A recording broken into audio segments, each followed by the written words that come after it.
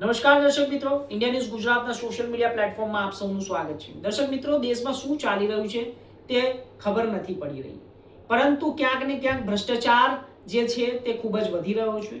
Road રસ્તાની સુવિધા હોય કે જ્યારે આમ જનતાના સેવાની વાત હોય, પરંતુ ક્યાંક ને ક્યાંક તો આજે ભ્રષ્ટાચાર છે તે સામે આવી રહ્યો છે। અને હવે એક મુદ્દો વધુ ગરમ થઈ રહ્યો છે, અને મુદ્દો છે મંદિરની દાન ચોરી। તો દેશની અંદર જે મંદિરો આવેલા છે, જે સરકાર હસ્તક મંદિરો છે, જેને સરકાર તેનું પ્રબંધન કરી રહી છે, તેવા મંદિરોની વાત કરીએ તો આ મંદિરોની અંદરના જે દાન ચોરીઓ કરવામાં આવી રહી છે, તેના જે પૈસા છે તે ક્યાં જઈ રહ્યા છે। સૌથી મોટો વિષય એ છે કે આ પૈસા શા માટે, કોણ લઈ રહ્યું છે, શા માટે ઉપયોગ કરી રહ્યો છે અને તે ઉપયોગ કરતા કોણ છે।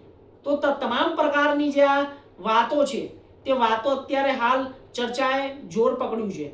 અત્યારે વાત કરીએ તો મુંબઈના સિદ્ધિવિનાયક મંદિરની અંદરથી પણ સામે કિસ્સો આવ્યો છે, અને કિસ્સો એ આવ્યો છે કે ત્યાં જેટલો ચઢાવો આવે છે, જેટલું દાન આવે છે, તે દાનના પૈસા ક્યાં જાય છે, લોકો શેમાં વાપરે છે, સંચાલકો શું કરે છે તે પૈસાનું।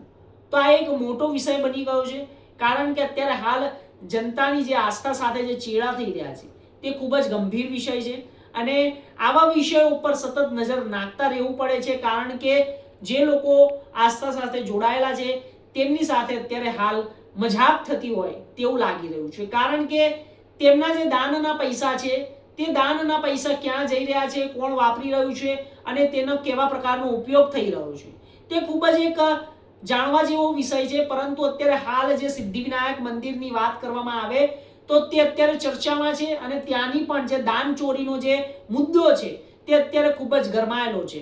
અને હવે જોવાનું એ રહેશે કે આની અંદર કેવા પ્રકારના પગલાં લેવામાં આવે છે, સરકાર શું કરશે આના ઉપર, અને કેવા પ્રકારની કાર્યવાહી થશે। ત્યાં સુધી રજા આપશો। જય હિન્દ।